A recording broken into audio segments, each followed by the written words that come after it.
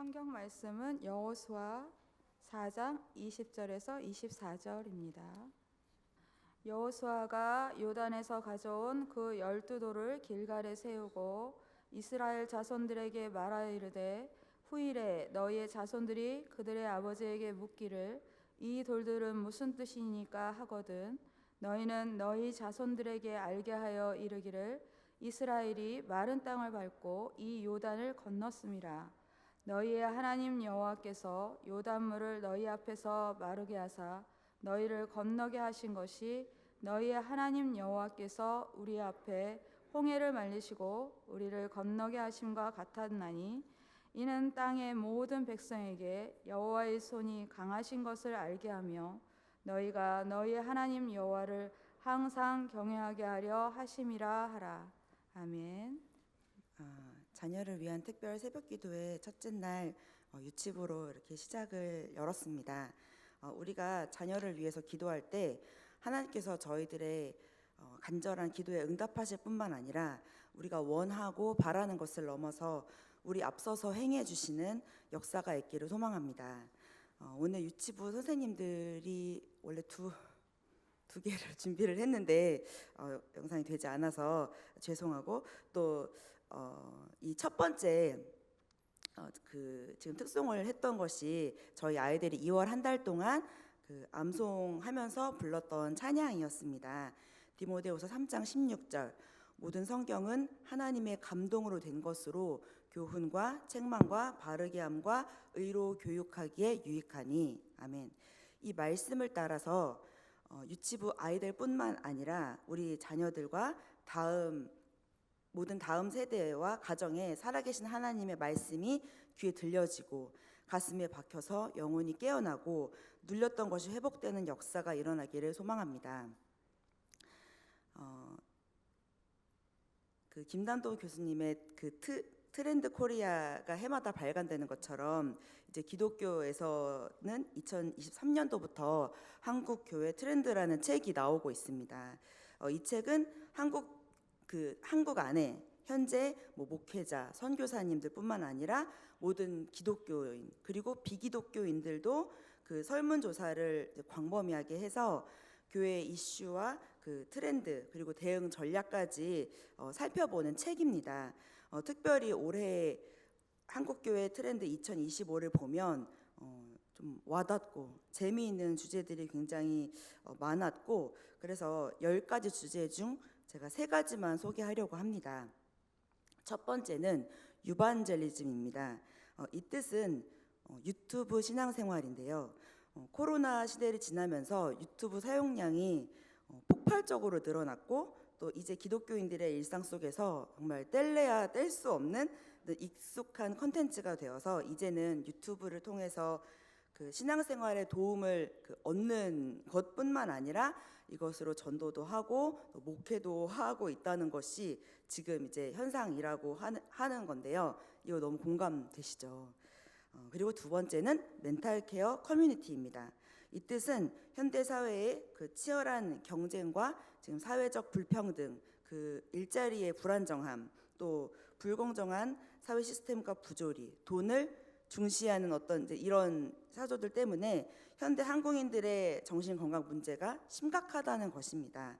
이 문제가 한국 사회 안에 살고 있는 이 한국 교회 교인들도 예외는 아니라서 조사 결과 한국 교회에 출석하고 있는 교인들 5명 중 1명 이상이 우울이나 불안으로 정신적인 어려움을 겪고 있다는 것입니다. 그래서 앞으로 이들을 위한 이렇게 좀 어려움과 불안을 겪고 있는 이들을 위한 돌봄과 치유가 중요한 사역 과제가 될 것이라고 말하고 있습니다. 또 하나는 패밀리 크리스천입니다. 이 뜻은 가족 종교화 현상을 이야기합니다. 우리 교회만 봐도 아시겠지만 아이들 혼자 교회를 나오는 경우는 이제 거의 없습니다. 부모가 교회를 나와야 아이들도 교회를 나올 수 있습니다. 그렇다 보니 기독교의 가족 종교화 현상은 더 뚜렷하게 드러나는 것 같습니다. 부모 세대로부터 신앙이 이어져 왔고 또 그 자녀들도 거의 90% 안팎이 신앙인들로 자라고 있어서 신앙 그 신앙이 그 세대 간 계승이 되고 있다는 것을 이것을 통해서 볼 수 있었습니다. 이 통계 자료를 보면서 저도 어떤 부분에 좀 중점을 두고 사역을 해야 될지 이런저런 생각이 들었는데요. 우리 크리스천들이 이 치열하고 불안정하고 이 부조리한 사회에서 살면서 삶이 어렵고 사람들이 사는 삶이 어렵고 흔들리고 있는 사람들이 많은데, 그런 가운데에서 우리 크리스천들도 동일하게 휩쓸리고 동일하게 쓰러져서 있는 것이 아니라 이들을 정말 복음 앞으로 초청하고 말씀으로 그들을 위로하고, 다니엘서 11장 32절에서 말하는 강하여 용맹을 바라는 멋진 믿음의 세대들이 바로 우리가 되고 우리 자녀들이 되어야 할 것입니다. 그런 믿음의 가정을 이루시는 성도님들 되기를 소원합니다. 오늘 본문으로 들어가 보면 광야에서 40년을 헤맨 다음 마침내 그 이스라엘 백성들은 약속의 땅으로 들어가게 됩니다. 이스라엘은 드디어 그 말도 많고 탈도 많았던 그 시간을 뒤로 하고 그리던 가나안 땅에 발을 들여놓게 되었습니다. 이스라엘 백성들은 여리고 정탐을 마치고 가나안 땅을 향해 갑니다. 근데 그 첫 번째 관문이 요단강이었습니다. 제사장들이 여호와의 언약궤를 메고 앞서가고 그 뒤를 따라서 20세 이상의 장정만 60만 명, 또 여자들과 어린 자녀, 노인들까지 합하면 훨씬 더 많은 백성들이 줄을 지어서 그 앞에 따라갑니다. 여호수아 3장 8절 말씀 함께 읽겠습니다. 너는 언약궤를 맨 제사장들에게 명령하여 이르기를 너희가 요단 물가에 이르거든 요단에 들어서라 하라. 요단강으로 들어서라는 것입니다. 그런데 그 뒤에 3장 15절에 보면 요단이 곡식 거두는 시기에는 항상 언덕에 넘치더라라고 말씀을 하고 있습니다. 물이 그 범람하는 때라서 건넜다가는 생명을 잃게 되는 것입니다. 그런데 제사장들의 발이 정말 하나님 말씀하시는 요단강에 닿으니까 그 홍해에서처럼 경험처럼 물이 끊어졌고 백성이 요단강을 건너가게 된 것입니다. 여호수아 3장 17절 말씀도 함께 읽어보겠습니다. 여호와의 언약궤를 맨 제사장들은 요단 가운데 마른 땅에 굳게 섰고 그 모든 백성이 요단을 건너기를 마칠 때까지 모든 이스라엘은 그 마른 땅을 건너갔더라. 아멘. 기적이 일어났습니다. 출애굽을 했던 1세대 이스라엘 백성들에 이어서 광야를 지나온 2세대들이 그 요단강의 물이 갈라져서 건너게 되는 그 놀라운 기적을 체험하게 된 것입니다. 그리고 나서 오늘 본문은 이 놀라운 사건 뒤에 일어난 이야기를 오늘 하려고 합니다. 요단강이 아직 물이 마른 상태로 있을 때 하나님께서 희한한 명령을 하나 하셨습니다. 앞전에 12지파 중에 한 명씩을 뽑게 하셨었는데 그들에게 강바닥에 가서 돌을 그 마른 땅 한가운데에서 돌을 가져오라고 하시는 것이었습니다. 작은 돌멩이도 아니고 어깨에 맬 정도니까 그 들고 나오는 것이 쉽지도 않았을 것입니다. 그 기적의 순간을 누리고 있는 것도 잠시 왜 그런 요구를 하시는 걸까요? 어쩌면 다시 물이 들이칠지도 모르는 그런 급박한 순간에, 또 요단강을 건너서 다음 여정으로 가야 되는 바쁜 순간에 왜 이런 요구를 하셨을까요? 요단강 중앙에 있는 그 12개의 돌을 가져오라고 하신 이유는 요단강을 건넌 사건을 기억하게 하기 위함이었습니다. 요단강을 건너서 약속의 땅으로 들어와 첫 번째로 한 일이 바로 이 12지파가 하나씩 가지고 온 그 돌, 그것으로 기념비를 세우는 것이었습니다. 기념비는 뭔가 중요한 것을 기억하기 위해서, 잊어버리지 않기 위해서 만드는 것입니다. 우리가 사람의 생각과 다른 것이, 우리가 급하다고 생각하는 것과 하나님께서 급하다고 생각하시는 것은 달랐습니다. 단순히 기적을 행하시는 것에 그치지 않고 그 사건을 기억하고 전승하게 하심으로써 믿음의 세대를 믿음이 세대를 넘어서 이어지도록 하십니다. 하나님은 다음 세대에게 바른 믿음을 가르쳐 주기 위해 그 12개의 돌을 가지고 나와 세우는 것을 아주 중요하게 여기셨습니다. 신명기에서는 기억하라는 말씀이 아주 많이 반복해서 나옵니다.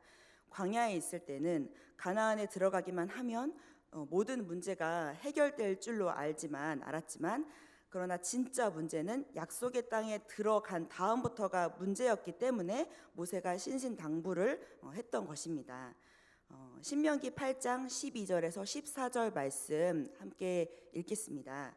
내가 먹어서 배부르고 아름다운 집을 짓고 거주하게 되며 또 내 소와 양이 번성하며 내 은금이 증식되며 다 풍부하게 될 때에 내 마음이 교만하여 내 하나님 여호와를 잊어버릴까 염려하노라.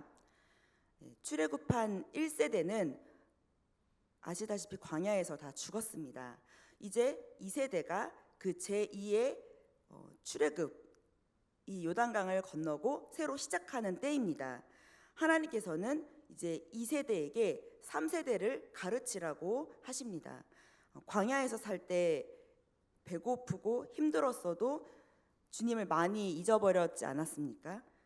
그런데도 그곳에서 의지할 수 있는 건 하나님뿐이니까 아쉬우면 하나님을 의지했었는데 그래도 의지하면서 왔는데 이제 가나안에서 물질적으로 풍요로워지면 타락할 위험이 몹시 크기 때문에 더욱 강조했던 것입니다. 그러니 너희 부모 세대가 정신 바짝 차리고 신앙교육을 시키고 준비를 하라고 하시는 것입니다. 그렇지 않으면 너희들이 아무리 물질적인 풍요를 누렸더라도 멸망을 자초하게 될 것이라고 경고하십니다. 오늘 우리도 그런 것 같습니다.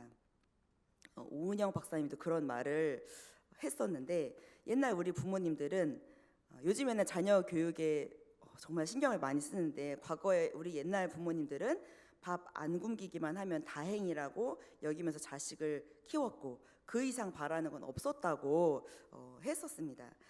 과거 지난 시절에 한국 교회 우리 부모님 세대의 기도 제목 역시 자식들 안 굶기고 공부시키고 잘 살게 하는 것이었습니다. 그런 기도와 열심 끝에 우리는 정말 잘 살게 되었습니다. 우리 다음 세대는 어마어마한 물질적 풍요 속에서 살아갈 수 있게 되었습니다. 그런데 지금 어찌된 일인지 한국 교회 태반이 주일학교가 없고 3분의 2가 청년부가 없습니다. 초고속 그 경제 성장을 이루고 있는 지금에는 아이들과 젊은 세대가 정말 썰물처럼 교회를 빠져나가고 지금은 정말 많이 없는 상태입니다. 아이들은 국영수에만 목을 메고 돈을 벌 수 있으면 무엇이든 상관없다고 하고 게임과 유튜브에만 몰두하는 세대가 되었습니다. 세상을 바꿔보려는 의지는 없고 해일조선이라며 이 땅을 떠나는 것만이 답이라고 말하는 세대가 되었습니다. 그들 앞에 수많은 요단강이라는 문제가 있는데 그 문제를 넘어서 하나님께서 예비하신 약속의 땅을 누리기는커녕 하나님과 전혀 관계없는 길로 나아가려고 하고 있습니다. 그래서 길갈의 12돌의 메시지를 오늘 우리 자녀들에게 반드시 들려주어야 합니다. 여호수아 4장 21절 말씀 함께 읽겠습니다. 이스라엘 자손들에게 말하여 이르되 후일에 너희의 자손들이 그들의 아버지에게 묻거든 이 돌들은 무슨 뜻이니까 하거든. 시간이 지나서 길가를 지날 때마다 자녀들이 물어보겠죠. 이 12개의 돌들은 뭐예요? 왜 다른 돌들과 모양이 달라요? 이렇게 물을 때 부모는 자녀에게 자연스럽게 가르쳐 주게 되는 것입니다. 하나님께서는 자녀들이 스스로 그 기념비를 보면서 호기심을 갖고 물어보게 하려고 그런 장치를 하게 하지 않으셨나? 그런 생각을 해봅니다. 그 기념비를 통해서 부모와 자녀들이 하나님의 일하심에 관하여 영적으로 대화할 수 있는 접촉점이 되기를 원하신 것 같습니다. 하나님 자신이 그것을 드러내시는 것이 아니라 부모를 통해서 그것이 전수되어지길 원하시는 것입니다. 열두 돌이 의미하는 것은 무엇일까요? 여호수아서에서는 돌들을 그 기념비로 세운 것이 모두 7번 언급됩니다. 12개의 돌은 단순한 기념비가 아닙니다. 하나님의 구원의 역사를 다음 세대에게 전하는 믿음의 매개체입니다. 여기서 12돌을 기념비로 세우는 것은 여호와께서 자기의 약속을 신실하게 지키시는 분이시고 이스라엘 백성이 요단강을 안전하게 건너게 하셨고 또 그들이 약속의 땅으로 들어가게 하신 것을 기억하게 하려는 것입니다. 오늘날 우리에게 길갈의 12돌은 십자가입니다. 요단강을 건너지 못했더라면 그들은 오도 가도 못하고 죽었을 것입니다. 우리도 죄 가운데 그대로 방치되었다면 그냥 죽을 수밖에 없었을 것입니다. 우리는 믿음이 흔들릴 때마다 구원의 십자가를 바라봐야 합니다. 이스라엘이 요단강을 돌아보면서 하나님의 은혜를 되새겼듯이 십자가를 바라보면서 우리를 향한 하나님의 은혜를 되새기는 것입니다. 길갈의 12돌이 12돌의 이 메시지를 오늘 우리 부모 세대는 간직해야 합니다. 그 메시지를 오늘 우리 자녀들에게 들려주어야 합니다. 여기서 기억하셔야 할 중요한 것은 성경의 이야기만 전해주어서는 안 됩니다. 하나님을 체험한 스토리, 그것을 가지고 자녀와 이야기를 나누셔야 합니다. 여러분이 만약에 자녀에게 이야기를 하시는데 이래서도 안 됩니다. 하나님 이야기는 쏙 빼고 내가 말이야, 내가 너만 했을 때 하면서 이렇게 하시는 것도 안 되십니다. 이 이야기에는 오직 하나님께 초점을 맞춰야 합니다. 그때 정말 힘들었었는데 하나님께서 아빠를 살렸어. 그때 하나님이 아니었으면 엄마는 이런 은혜를 누릴 수 없었을 거야. 그런데 이제 그 하나님은 너의 인생에도 그렇게 함께 하실 거야. 이렇게 남겨주셔야 합니다. 아빠를 위해 요단강을 갈라주신 주님이 너의 인생의 요단강도 그렇게 갈라주실 거야. 이렇게 하는 것이 자녀 신앙 교육의 핵심이라고 믿습니다. 죄로 물든 세상의 영향력으로부터 우리 아이들을 지키고 신앙을 전수시키는 유일한 길입니다. 바쁘고 그 급박한 그 요단강을 건너는 그 중에서도 하나님은 잠시 멈추셨습니다. 너희들 바쁘지만 그 12개의 돌을 가지고 와라. 아이들에게 신앙을 가르쳐라 라고 하시는 것입니다. 저도 중요한 것은 아는데 참 이렇게 바쁘다는 핑계로 어떨 때는 아이들과 제대로 된 대화 한마디 못하고 하루가 지나갈 때가 있습니다. 다음 세대를 위한 양육은 교회 잘 다니니까, 예배 잘 드리니까 괜찮겠지 하고 어느새 안심하고 넘어갔었습니다. 심지어 저희 아이들은 도서관에서 제가 있으니까 엄마가 옆에 있어서 그나마 낫겠지? 그럼 그나마 감사하지? 라고 생각을 했었습니다. 그런데 주일 그 예배가 사실 일주일에 1시간이 고작이고 제 옆에 있다고 해서 막 말씀이 저절로 떠먹여지는 것이 아니고 아빠가 어떻게 하나님을 믿었는지 엄마의 하나님은 어떤 분인지 말해주지 않으면 앉혀놓고 또 성경을 읽어주고 알려주지 않으면 아이가 하나님을 알 방법이 없다는 것을 하나님께서 깨우쳐 주셨습니다. 세상이 아이들에게 주입시키는 악한 가치관이 얼마나 많은데 제가 안일하게 넋놓고 있어서는 안 되는 것이었습니다. 그래서 소름이 끼치고 하나님 지금이라도 정신 차리게 해주셔서 감사합니다 하고 그 이후로는 아이들에게 암송을 훈련시키고 같이 성경을 보고 가정의 예배 재단을 쌓으면서 나름의 노력을 더해가고 있습니다. 우리는 길갈의 12돌을 교훈 삼아야 합니다. 하나님께서 말씀하십니다. 너희 바쁜 거 알아. 그렇지만 스톱. 12돌을 가져오고 자녀 교육을 시켜야 하는 것. 하나님께 아이들에게 하나님을 전해야 하는 것이 중요하다고 가르쳐 주십니다. 그래도 한국 교회에는 좀 희망이 있습니다. 한국 교회 트렌드 그 2025에서 가족 종교화 현상이 두드러진다고 제가 앞서 설명을 드렸는데요. 크리스천으로서 신앙에 영향을 준 것이 어린 시절 가정 환경이라고 응답한 비율이 압도적으로 높습니다. 또 재미있는 것은 학창 시절 신앙에 영향을 미친 사람이 60%가 어머니이고 6%가 아버지라고 대답했는데요. 그래서 어머님들은 계속 그렇게 잘 가르쳐 주시면 되시겠고 아버님들은 분발해 주셔야 되겠습니다. 네. 그런데 어떤 부모님들은 이렇게 생각하실 수도 있습니다. 우리는 자식들에게 신앙을 강요하지 않는다. 이렇게 말씀하실 수 있습니다. 자녀들이 커서 스스로 판단력이 있을 때 종교를 택해야지 어릴 때부터 강요하는 것은 합당하지 않다고 여기십니다. 지혜롭고 현명한 것처럼 보이지만 절대 그렇지 않습니다. 왜냐하면 첫째로는 우리 아이들은 모두 부패한 죄성을 갖고 있기 때문입니다. 사실 우리 자녀들 생각하면은 뭐 든든하고 예쁘고 기특하고 착하고 그렇기도 하지만 사실 우리와 같은 죄인 아닙니까? 아무리 탁월한 자녀라고 해도 언제든지 죄성을 갖고 있기 때문에 죄의 길에 들어설 수 있습니다. 그래서 그냥 두어서는 안 됩니다. 또 둘째로는 사단이 가만두지 않기 때문입니다. 우리가 하나님의 말씀을 아이들의 심령 속에 뿌려놓지 않으면 마귀가 와서 그 아이들의 마음 속에 죄악과 저주와 멸망의 씨앗을 뿌려놓기 때문입니다. 그때 가서는 하나님의 말씀을 아무리 들려주려고 해도 들을 수 없는 심령이 될 수 있기 때문에 되도록 빨리 기회가 있을 때 우리 자녀에게 신앙을 가르쳐야 합니다. 잠언 22장 6절 말씀 함께 읽겠습니다. 마땅히 행할 길을 아이에게 가르치라. 그리하면 늙어도 그것을 떠나지 아니하리라. 또 호세아서 4장 6절 말씀도 함께 읽어보겠습니다.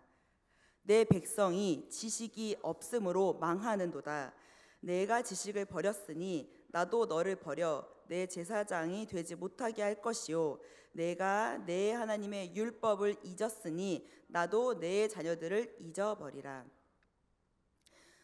자녀들에게 어려서부터 말씀을 가르쳐야 합니다. 성경 전체를 읽도록 부모님께서 도와주셔야 합니다. 아이들 수학, 영어 공부하는 거 보면은 장난이 아니더라고요. 말씀도 충분히 읽을 수 있습니다. 얼마 전에 추적 60분의 7세고시를 다룬 거를 보셨는지 모르겠는데 너무 충격적이었고 아이들이 정말 눈물나게 불쌍하더라고요. 대치동의 학원에 들어가기 위해서 시험을 치르는데 대입 시험처럼 7살 애기들이 시험장에 들어가서 1시간 동안 시험을 봅니다. 근데 막 1시간 동안 영어로 그 에세이 한 바닥을 자기 생각을 녹여서 써야 되고요. 서울대 학생들이 제대로 잘 풀지 못하는 그런 문제를 7살 애기들이 그 시험장에서 그 시험을 풀어야 되는 겁니다. 근데 그것이 이게 못된 학원들이 경쟁심을 부추기는 수법인데 젊은 엄마들이 그 유혹을 뿌리치지 못하고 4일 만에 1000몇 명씩 모이는 그런 유명한 시험이 되어 있더라고요. 과도한 경쟁에 떠밀려서 지금 어디로 흘러가는지 모르는 세대입니다. 옆집 엄마의 말이 하나님의 말씀보다 더 무섭습니다. 우리 자녀는 이런 것에 휩쓸리는 자녀가 아니라 연약해 보일지라도 하나님의 도우심이 등 뒤에 있기 때문에 세상으로 하여금 오히려 따라오게 만들어야 하지 않겠습니까? 여호수아 5장 1절 말씀 함께 읽어보겠습니다. 요단 서쪽의 아모리 사람의 모든 왕들과 해변의 가나안 사람의 모든 왕들이 여호와께서 요단 물을 이스라엘 자손들 앞에서 말리시고 우리를 건너게 하셨음을 듣고 마음이 녹았고 이스라엘 자손들 때문에 정신을 잃었더라. 아멘. 여기서 아모리 사람들은 가나안 사람들 중에서 싸움을 잘하는 사람들이었습니다. 그런데 이들이 하나님의 함께 하심으로 이스라엘 백성이 요단 동편을 점령하고 요단 강물을 가르고 그 요단 강을 건넜다는 소식을 들었을 때 마음이 녹고 정신이 혼미해질 수밖에 없었던 것입니다. 그것은 이스라엘이 강해서가 절대 아니지 않습니까? 비록 그들이 약했을지라도 능력의 하나님께서 그들과 함께 하심으로 가나안 사람들은 이스라엘 백성들을 크게 두려워할 수밖에 없었던 것입니다. 마지막으로 말씀 한번 더 보려고 하는데요. 여호수아 4장 24절 말씀 함께 읽겠습니다. 이는 땅의 모든 백성에게 여호와의 손이 강하신 것을 알게 하며 너희가 너희의 하나님 여호와를 항상 경외하게 하려 하심이라 하라. 국영수는 우리 아이를 지켜주지 못합니다. 화려한 의식주가 우리 아이를 지켜주지 못합니다. 그건 도구일 뿐입니다. 우리 자녀들의 삶을 통해서 모든 백성에게 여호와의 손이 강하신 것이 알게 되어지고 우리 자녀들이 항상 하나님을 경외하게 되기를 소망합니다. 이스라엘 백성들이 길갈의 돌을 세웠던 것처럼 우리 가정에도 하나님의 은혜를 기념하고 기억하는 실천이 필요합니다. 자녀들과 그 이야기를 나누어야 합니다. 지금 내 앞에 그리고 자녀들의 앞에 가로막혀 있는 요단강은 무엇인지 나눠 보시고 또 그 강을 하나님의 기적으로 멈추고 마른 땅을 같이 건너고 그 강에서 돌들을 가져와서 하나님이 하셨다고 자랑하는 가정으로 세워지기를 그런 자녀 세대가 되어지기를 소망합니다. 마땅히 행할 길을 아이에게 가르치라. 그리하면 늙어도 그것을 떠나지 아니하리라. 아멘. 누가 가르쳐야 할까요? 네. 지금 이 주제와 관계없다고 생각하시는 모든 분들이 다 해당되십니다. 부모님이 그렇게 하셔야 되시고 부모님이 그것을 하실 수 없을 때에는 조부모, 삼촌, 이모, 고모, 교사분들까지도 이 책임에서 피해 가시면 안 되십니다. 우리 모두가 어떤 식으로든 자녀 양육에 직간접적으로 다 영향을 미치고 계시지 않습니까? 이 말씀을 모두가 새기고 마땅히 행해야 할 것을 우리 자녀들, 우리 다음 세대들에게 전해주는 저희 모두가 되어지기를 소망합니다.